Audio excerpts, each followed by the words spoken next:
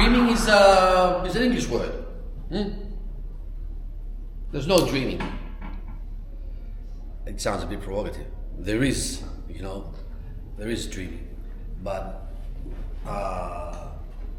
indigenous peoples themselves have their own terms.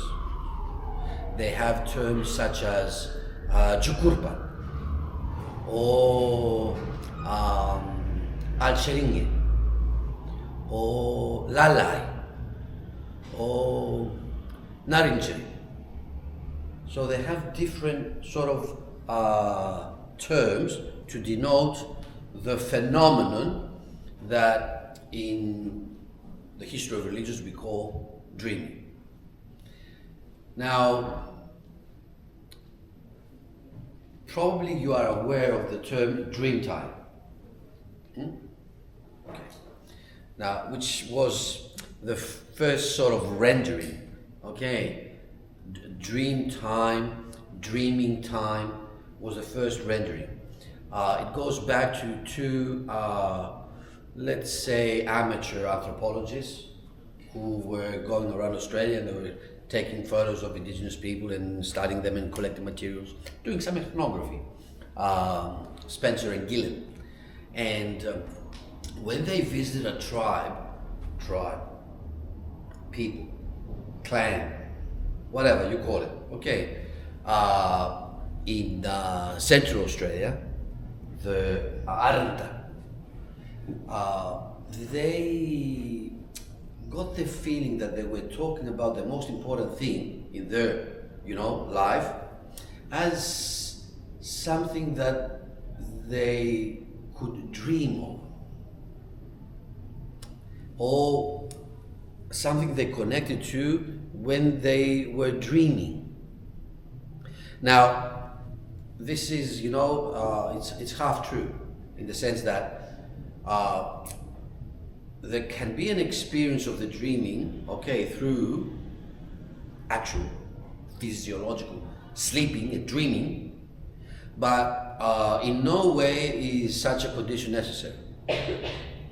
And that's how they understood the term, the first term they came across, the term Alcheringa as dreaming time. Now that was early in the 20th century, around late 19th century, perhaps 1897, 98. And there's going to be a generation after that, a very, very important anthropologist, and perhaps the most important anthropologist of religion that Australia ever produced, William Stanner. William Stanner coined the term the dreaming, and dreaming capital D. Now, he said there's no such thing as dream time, really, but there is the dreaming.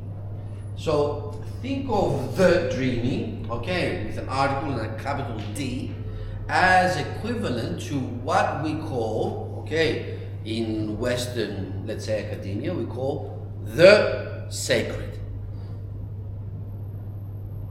So the sacred is a general category under which we can put anything. We can put the Christian sacred, we can put the Muslim sacred, the Jewish sacred, the Buddhist sacred, the Hindu sacred, whatever. We can put it under that category. So under that category, we can put the dreaming, the Australian version of the sacred. So that's the first thing you have to know.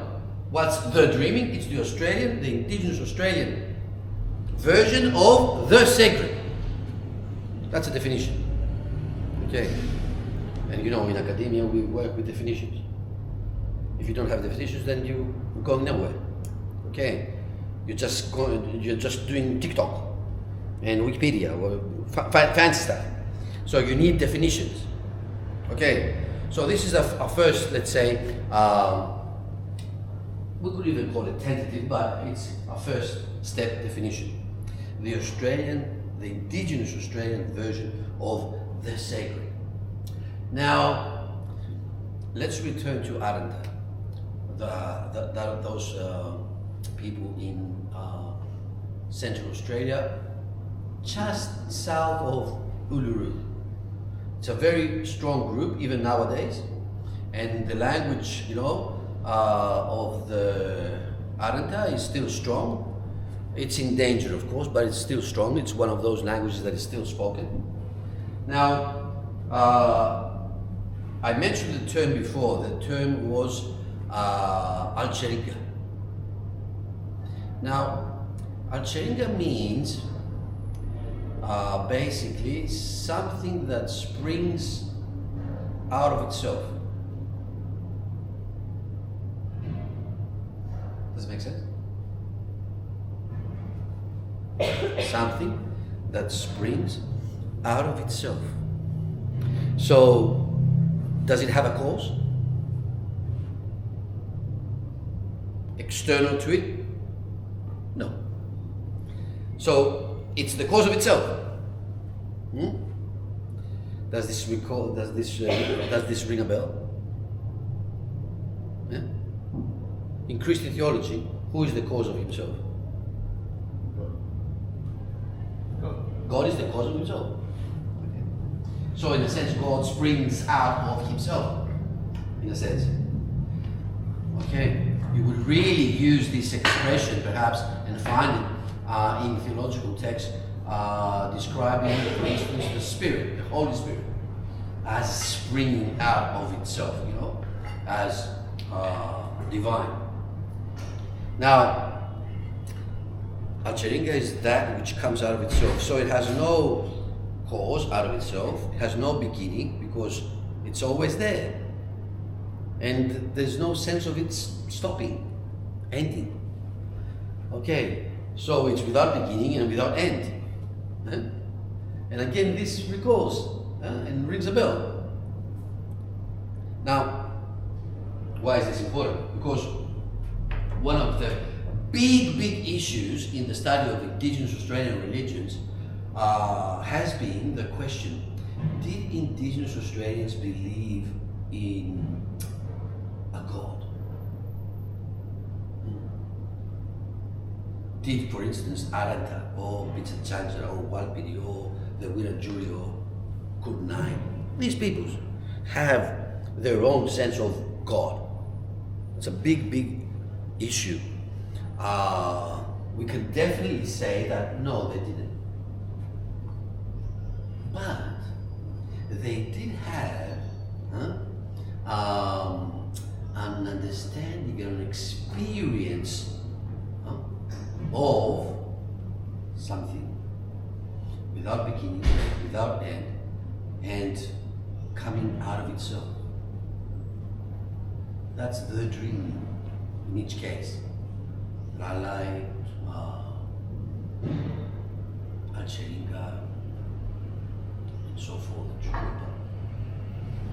Now, the Indigenous Australians came into contact with white Australians. Okay, after the conquest, the invasion in this land, and they came, in contact with Christianity, and they started seeing, that the most basic understanding in Christianity is this concept of God. Now, this generates, not only for Indigenous Australians, any intercultural relation of this kind generates, a response. So if you are coming to me and you are saying something, in order for me to respond to you and to, engage in some sort of, meaningful conversation or whatever relationship, I have to respond in a way that makes sense to you.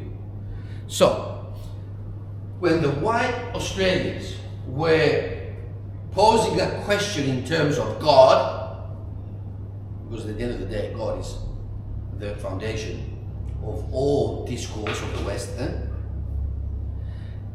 the Indigenous peoples were responding with what in their life world was the closest equivalent. Pay attention to the words I'm using. Equivalent. Not the same, not similar. but equivalent. If God does this kind of job in your society, what does the same kind of job in our society, in our life world, is Lalai, Alcheringa, Tjukurpa, and so forth. The dreaming. And that's when white Christians thought that the indigenous peoples did have an understanding of God.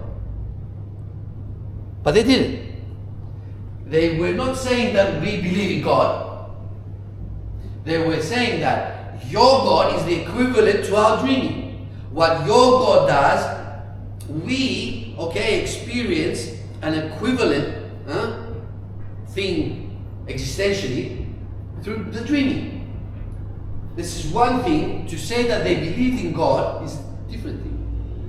Nevertheless, when they started translating the Bible, the word that they would use for God was one of those words I've just mentioned. Tjukurpa, Alcheringa, and so forth. And that's how, the confusion became more and more, and the debate about did the indigenous people believe in God, became more and more pressing. Nowadays we know for sure that they didn't believe in any God. There's no such thing as a God in Indigenous Australian, religious experience, or as I call it, Indigenous Australian hierophanics. Hierophanics is the system of expressions and manifestations regarding something that is sacred. Hierophanics. It comes from the Greek word, two Greek words, hieron, which means sacred, and phanix from phanin, which means express, to express the sacred. Now, let's see here a description. Tony Swain. By the way, Tony Swain was my supervisor when I was doing my PhD. What's a dream? Abiding events that give shape to the law. Abiding events that give shape to the law. Now, Indigenous Australians can use the term dreaming, capital D, or they can use the term law. It seems a bit strange because law has, let's say, certain perhaps negative connotations. Power, imposition, and hierarchy, which are not always there in the indigenous context. However, they do call it law. They say, for instance, this country is a country of two laws. What does that mean?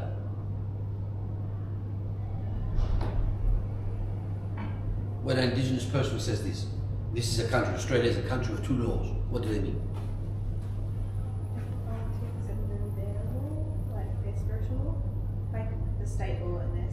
So there's the white law, and the black law. The white law is what? What's the basis of the law in the Western society? You believe or you don't believe? It's the Christian experience. The entire Western, structure is based on Christianity. It has nothing to do with believing. A secular society is meta-Christian, which means it's a Christian society, without faith. You just keep the structure. And on the other hand, you have the black law. But to be honest, there's not one black law, there's lots of black laws. But nowadays, due to a phenomenon which we call pan-aboriginality, from the 60s onwards or 50s onwards, we tend to talk about, anything Aboriginal in the singular. So we say Aboriginal Australia, whereas there are Aboriginal Australians. We say Aboriginal and we have an understanding that it's one homogeneous thing, whereas it's not. Prior to the whites coming to this land, there were more than 400 languages, and each language corresponded to a people, and each people corresponded to a system of religion. So there's not one Aboriginal Australia, okay? There's lots of Aboriginal Australias in the past. Now, as we go towards the future, all of them become more and more, less and less and less, and they become one. They become united as one thing, homogeneous. But if you go back and critically understand the history of Indigenous Australia, you will see that there's lots of aboriginalities, not one. Now, abiding events that give shape to the law. What sort of events? What sort of events? Give me an example of an event that Tony Swain might have in mind here. That can be a dreaming. Pay attention, a dreaming, not the dreaming. D, small, and a dreaming. Give me something, imagine something that is an event. Celebrations. Celebrations. Like what? Celebrations like? Marriage, birth. Marriage, birth. Good, good. Although you've gone to the complicated end, towards end of the spectrum. Good, good. We'll come to that. The beginning of the world, maybe? The beginning of the world. There's no big beginning in the world. There's no beginning in the world. I mean, we said the dreaming is always there, without beginning, without end, springing out of itself. Like a spring. Overflowing. It's there. And there's lots, in that context, the sacred, there's lots of dreamings. Big, small. You can you imagine? I want you to exercise your imagination. Can you imagine a spring? Can you? Can you imagine, envisage the droplets of the spring? Those are the dreamings. All of it is the dreaming, but the drops are the dreamings. Give me one. Celebration is okay, but give me one of those dreamings. Like the Rainbow Seven. The Rainbow Seven, which is what? The rainbow. That's an event. It happens, and it goes.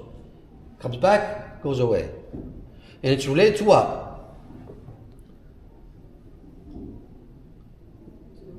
Rain. Water. Which water? In the atmosphere. Okay, the actual rain. When it rains and there's water in the atmosphere, but also, because this is water and a stream is also water, the rainbow is also related to a stream. Because water is one, it's the same thing. The rain will go in the earth, and it will allow the stream to be more and more. So the water which we have here down and the water which is up is the same water. And the rainbow spirit, is related to it. So for instance, the flowing of a creek, of a stream, or of a river, that's an event. Now, a creek and a river don't have always throughout the year the same amount of water, do they? Sometimes they are nearly without water. And the water is inside the earth. And sometimes there's lots of water. And when there's lots of water, lots of animals come. And sometimes the animals come, to mate and multiply. These are events.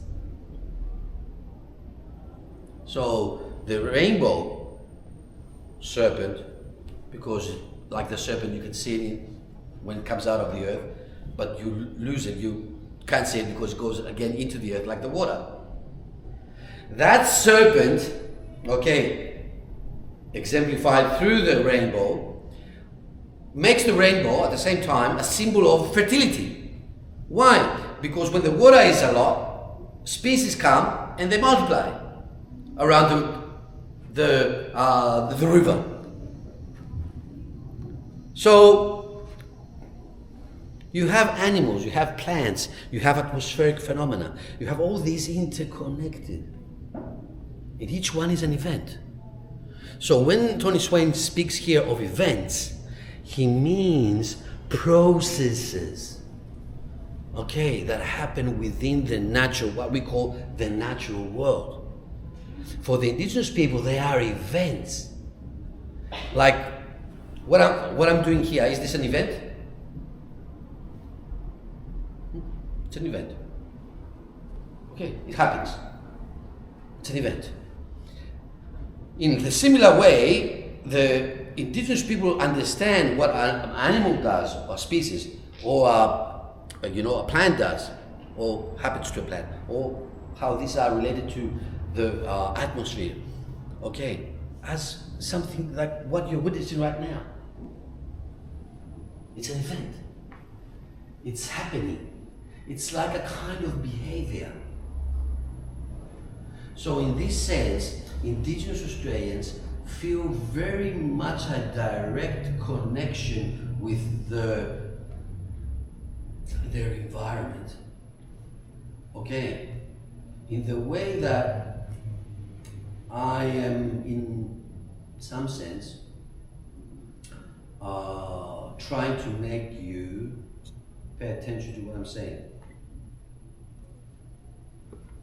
In the same sense, the indigenous people are responding to what, the emu is saying, or the gum tree is saying, or this rock is saying, or that creek is saying to them. It's like an encounter. In this sense, these events are as real as the events, that happen in the world of action. So, a dreaming is an act, it's an action, okay, of, we would say, nature. But it can also be what these species, the flora and the fauna, or humans do.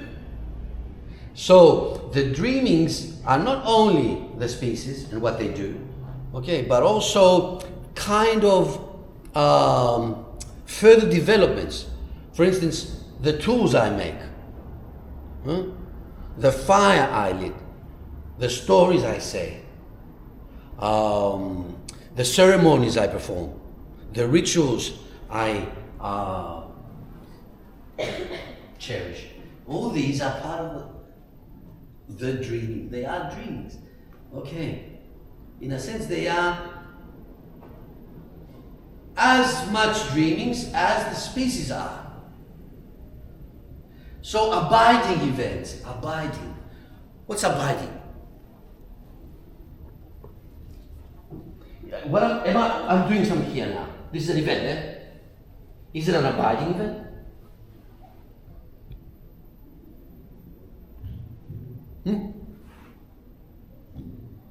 Is this lecture an abiding event? I mean, if we overdo it, yes. I mean, when did we have the last one? A few weeks ago. I mean, if every few weeks we do it, okay, we overdo it, then it's going to become an abiding event. But if we don't, okay, is this an abiding event? No. Abiding means, okay, something that is here always. Always. Okay, so the indigenous mind thinks of the species of fauna and flora and the human activity within the environment as always being here. So the events are abiding. That's the difference with our events. Our events are unique. How many times are you gonna have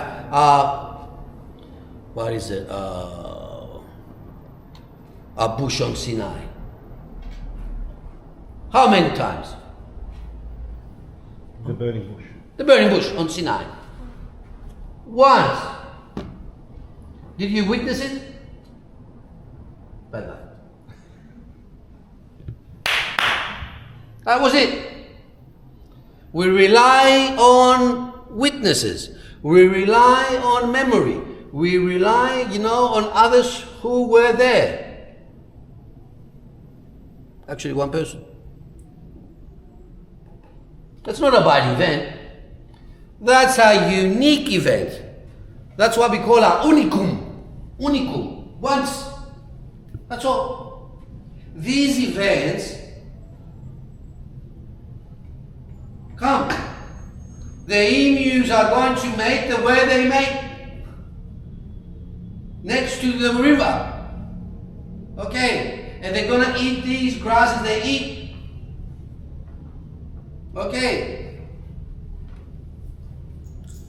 And the wind is going to blow this way during this season, and the clouds are going to go towards that direction, and they're going to bring rain from those ranges to these plains.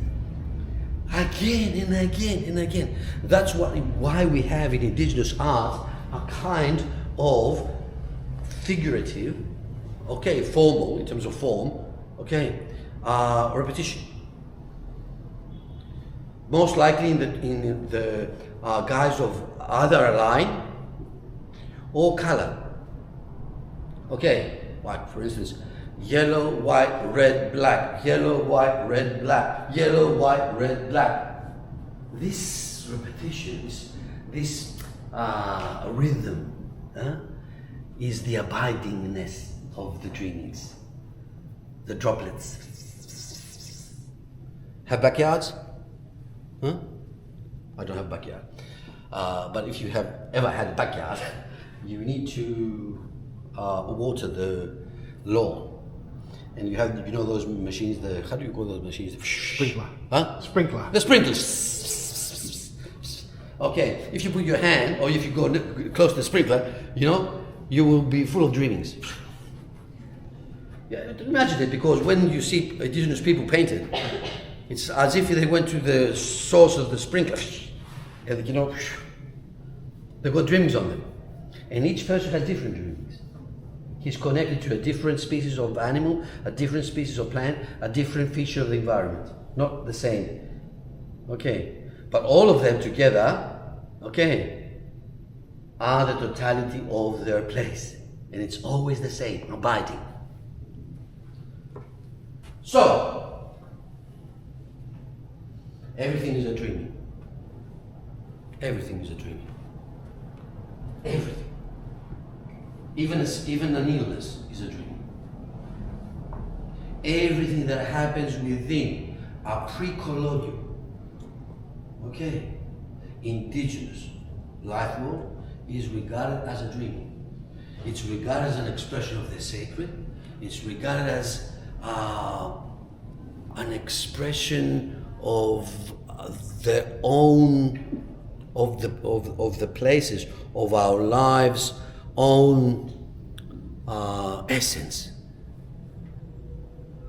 which happens to be known. So are there new things happening within an indigenous life?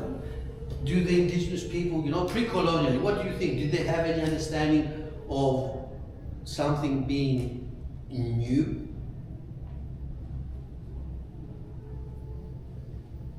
What do you think? Critical question, eh? Let's suppose you're writing an essay on that. Could there ever be, a notion of novelty within an indigenous pre-colonial context? That's your essay. What do you think? The basic thing is, how do you answer the question, before you start writing the essay? Yes or no? Or yes and no? The best way to answer an essay is yes and. So you become, sort of. If you say yes, then you're stuck with the yes. If you say no, that's even worse. But if you say yes and no, this gives you some room to maneuver, leverage. No. No. Okay. No. You choose the hard way. No. Normally you would say yes. Huh? Would you? Or no? Makes more sense to say no, based on what I've said. But on the other hand, It depends what we mean by new. There's different understandings of new. There are new, for instance, Westerners understand new in the sense of something which is totally unique. Perhaps indigenous people understood new in a different way. For instance, in my own lifetime, can I witness, can I see, can I have a connection to all the dreamings, droplets of the dreaming? Can I? No. So if I'm imparting this knowledge to my kids, and then in the life of my kids there is some experience of the sacred which hasn't been mine because I didn't live quite a lot. I died young. Then they are going to regard as new. Something that was not in the legacy I gave them. I didn't hand it over to them. So for them, it's new. New can be a relative idea. It can be an absolute idea, as in the West, you. Or it can be relative. There is a relative understanding of new, renewal. If there was no such understanding or propensity, or inclination to an understanding of new, even relative, indigenous people would have been, destroyed totally. They would have disappeared after the conquest and the invasion of white Australia. But they didn't. Because why? They saw opportunities to renew themselves, to become a different, thing here and there.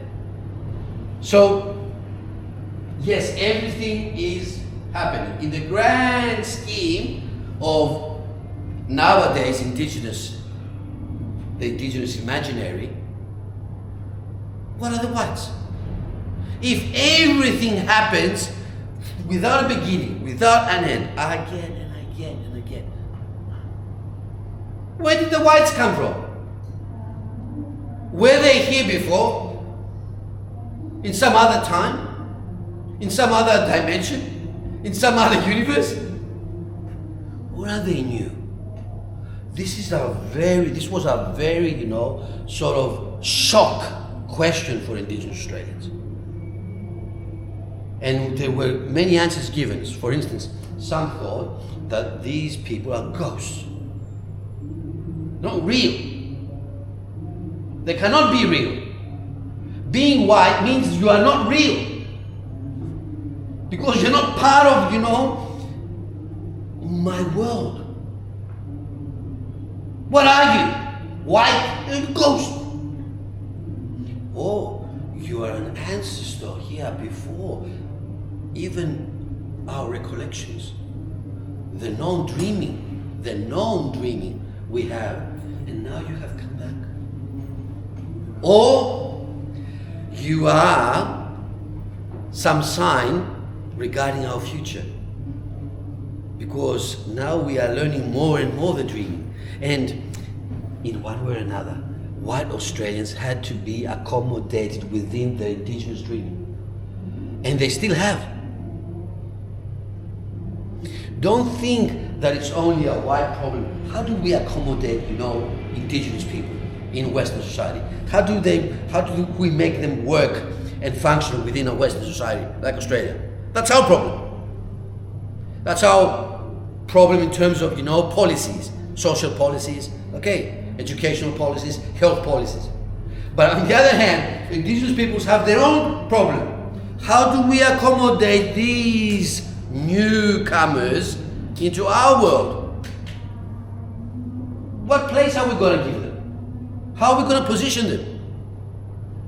Because I, as an indigenous person, I'm connected to everything. How am I connected to you who are white?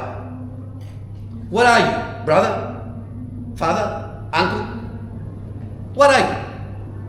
So I have to accommodate you. So everything can be a dream. So it's intrinsic to sight. You see many a time we talk about, indigeneity in terms of nature. Nature. There's no such thing, as nature in Indigenous Australia. Indigenous people don't think of nature in the terms, let's say, generic terms we think of nature. We think, for instance, about the universe. We don't even think about the universe. How can you think about a universe which is, so vast that you cannot even imagine it? But we say the universe, okay, the cosmos. Indigenous people have a very specific, not generic, very specific understanding of their environment. Okay, it's this site. What's a site? It can be what? A waterhole. Or it can be a place where my mother, first realized that she is pregnant to me. With me. Okay?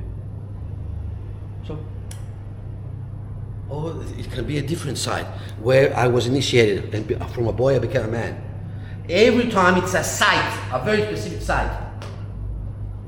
Or it can be a feature of the environment. A rock or a tree, a creek, as we said. Now, it can be lots of sites together. You have seen these pictures. Oh, I have some here.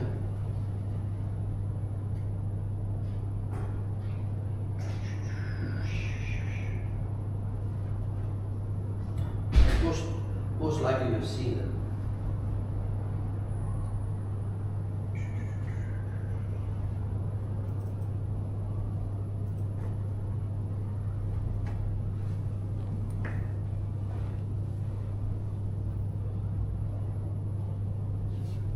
Here, you see these circles? Imagine each of these circles as sites. And all the sites as a place. Okay, and then we have country. So we have the very, very specific, the site, less specific the place, less specific the country. That's it. Arab. It's a Janja, Walpi, Yoli. That's it. There's no such thing as Australia for Indigenous peoples. It's only, another people, another country, another place, another site. Of course, nowadays, with pan-Aboriginality, there is a sense of Australia. But that was not the case, prior to, the first thing. It wasn't. Simply, it wasn't there.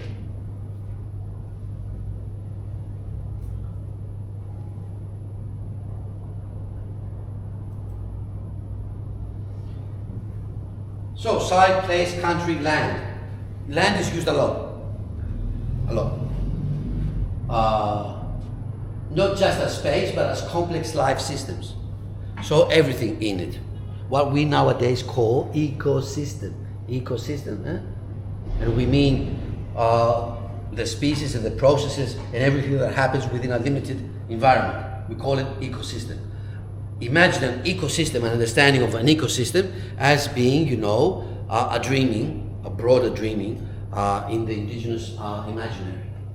So, another thing that is very, very important is that the dreaming has an ethical, deontological character.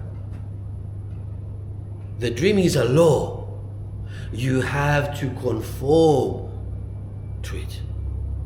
It's not just there, to make you feel good. We have these well-being, fancy groups, you go into the wilderness, you sit under a tree, there's also people there, everyone takes a place, you start meditating, you think whatever makes you feel right, there's a lot of music, veggie diet, and no. Everything that happens in the ecosystem, in the land, calls you to follow it. And you have to follow it. You have to follow the emu. You have to follow the creek. You have to follow the gum tree. You have to follow the clouds. You have to follow the flow of the water. The land speaks to you. And you have to conform to this. This is the law. Now, we might think of this as very simplistic, but that's what we do anyhow. We follow a book. We follow books. We follow decrees.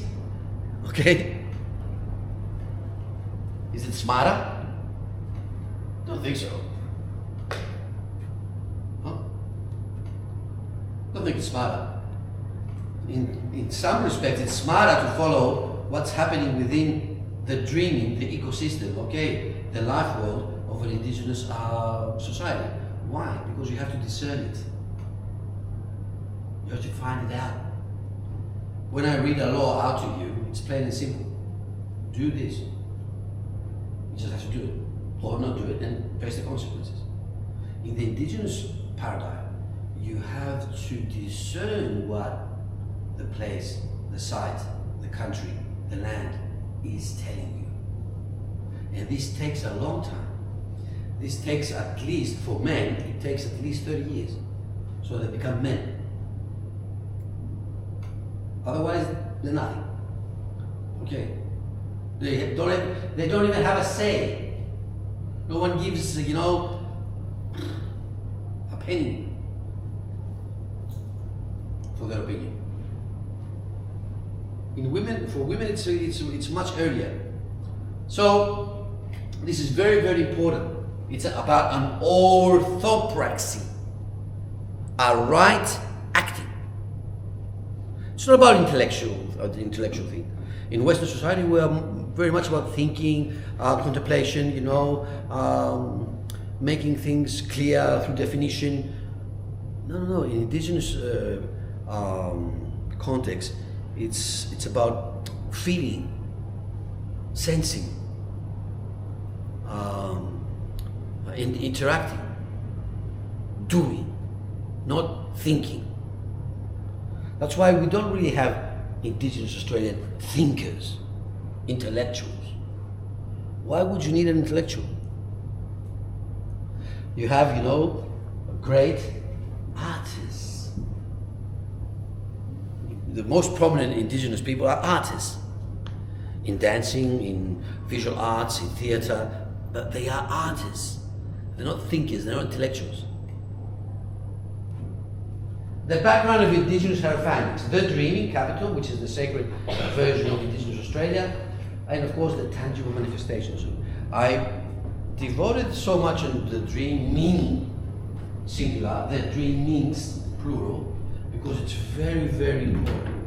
If you get this, if you connect to this, if you really understand it, you have a very important hermeneutic, interpretive, analytical key to understand everything in Indigenous Australia.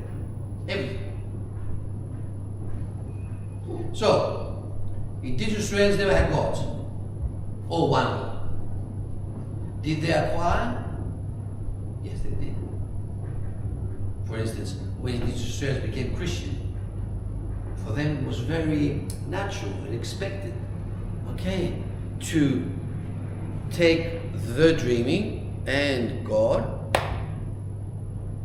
and not see just an equivalence. If you saw just an equivalence, you remained there, not Christian.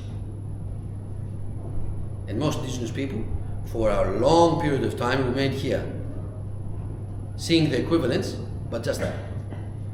Once the equivalence became an identification, they could convert and become Christian.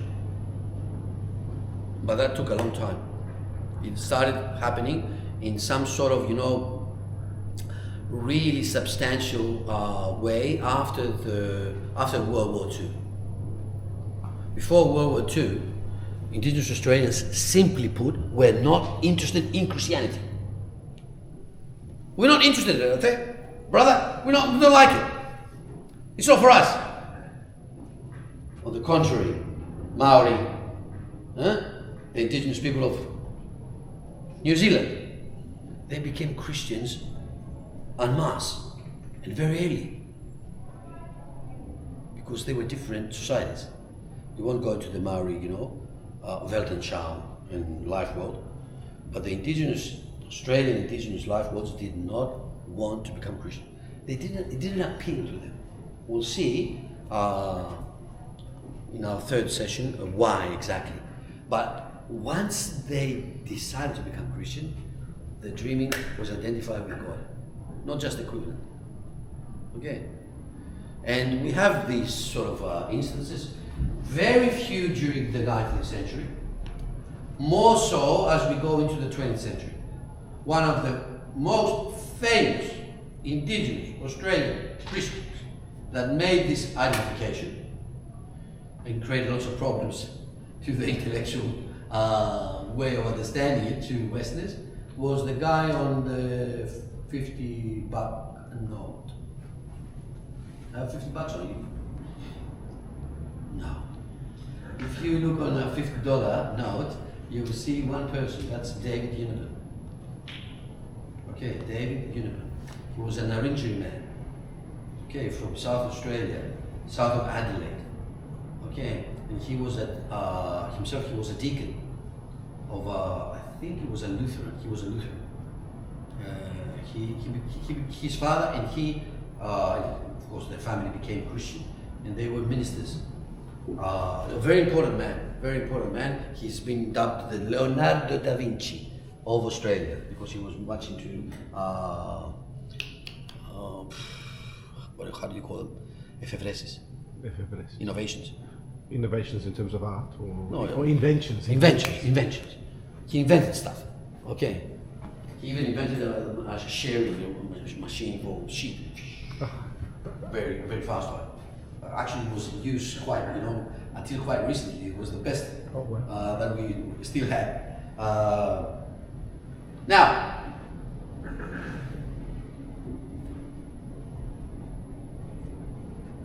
questions?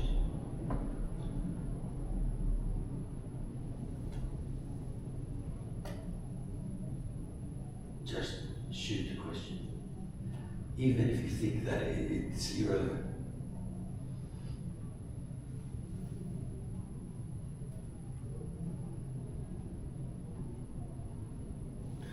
Question.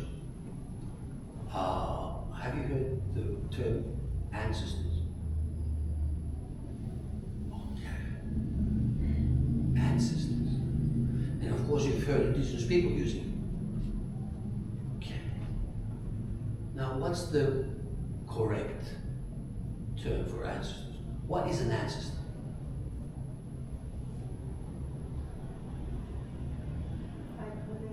I hear you. Like the elders, like... No. Give me the term. Like your family, like... No, don't describe it. Give me the term.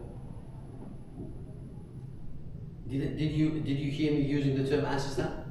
At all? I didn't use it. Not even once. I'm using it now.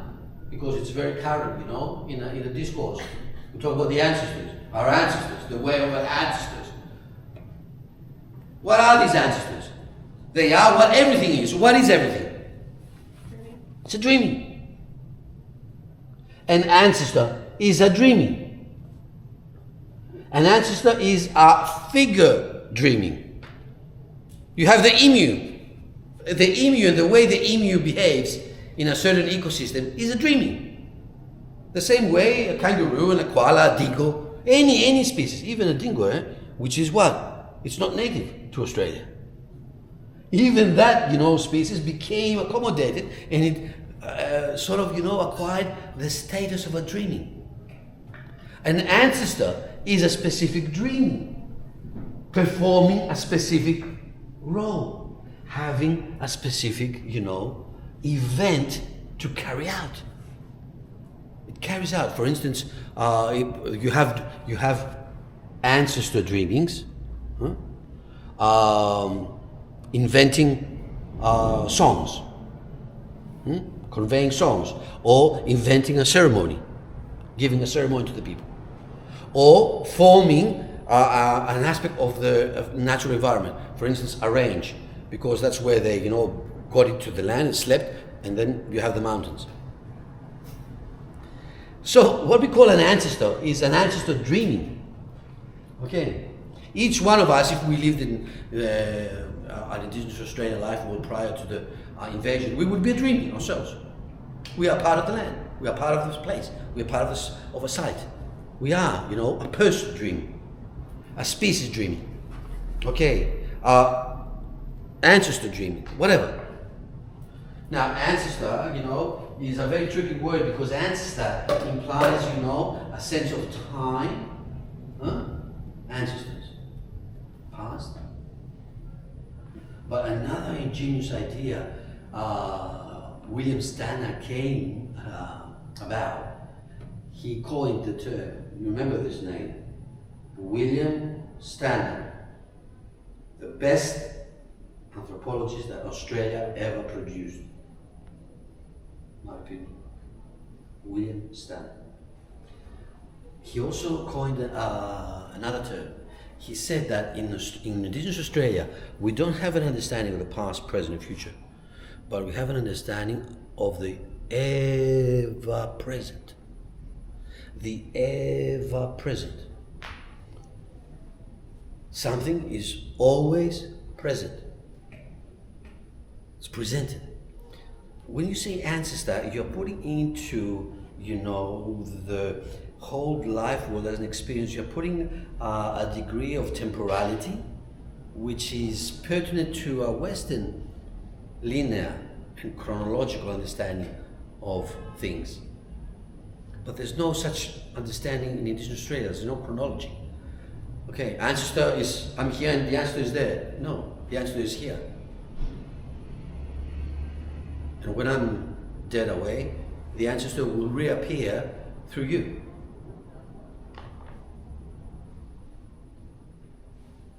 I will say some things afterwards about reincarnation, because it sounds like reincarnation, but it's not. Reincarnation is different. And you see why. So what we have here is a rhythm, a flow. There is a sense of recurrence. There's no linearity. We're not going anywhere. We're just, you know, doing the same thing again and again. Now, something might happen, you know, and I might change my course. But again, I'm going to retain a certain rhythm. Something might happen really bad, whites. And then I don't know how to go now, where I'm going now. Either I stop, and we have indigenous life worlds who stopped. They're not anymore with us. They stopped. They became extinct. Or I would just decide, you know, to just go randomly around, you know, without any pattern, and I would disturb the land. I don't have a rhythm anymore. Or I would decide to go the western way, towards a direction, bringing all that with me, okay, and creating a kind of cycle. So, this is the indigenous Christian response. I will follow the steps of the whites, but bringing in every step everything that I have from the past. I'm going to the future, to the kingdom of God, but I bring everything with me. So I'm going to combine the rhythm with the linear. So I hope I'm giving you, you know, it's very hard, you know, to understand these life worlds just 3 hours. Okay, you need 3 years. And not just in the classroom. Okay? In the desert. You need 3 years, you know, going hungry and thirsty. And you will understand, because you will have to find water, you will have to find something to eat. They will teach you how to connect with the place and see the rhythm. And then what I'm just saying now in terms of words and theoretically, you will feel it. You will become part of it. And you will have a glimpse of what it was like and what happened to it with the invasion and how it was disrupted. Okay. Can we have, should we have a break? We have a break now, yeah. Oh, is it? Oh, 30? Oh, I think you're tired. I can see it from your faces. 10 minutes. Okay, 10 minutes to drink lots of water. Vassili, can I just comment on how please. how absolutely pertinent the way that you're immersing us into the thought world of Indigenous Australians and what that meant experientially for them is so relevant because of the polarising discourse these days. You know, we lived through the referendum and the polarisation between various political ideologies, and ultimately what's happened has happened, right? It doesn't make it any less devastating for Indigenous Australians, but there has to be compassion, there has to be mutual understanding, and there has to be a way forward all together. And this is something that as teachers, you'll be in a good position to communicate to your students without taking up the liberal progressive rhetoric, everything the Brits did was wrong, because that's not the case either, right? Yeah, without taking up the rhetoric that, Indigenous Australians don't deserve it, because that's terrible rhetoric. Find a middle ground. It's something that I've tried to communicate to you in this course as well. Find a middle ground with your students to be able to teach them some bloody empathy, you know, for these experiences and thought worlds that we don't have access to, you know, but which should be cherished as enriching our own experience, right? Vassili, thank you. Honestly, I'm very grateful. Yeah, but from those, I will stress particularly mutual understanding. If we don't understand, if they don't understand, then we cannot have a common journey. We cannot have a land of two laws, really. We need this understanding. This is what these 3 hours are all about, so we can get an understanding.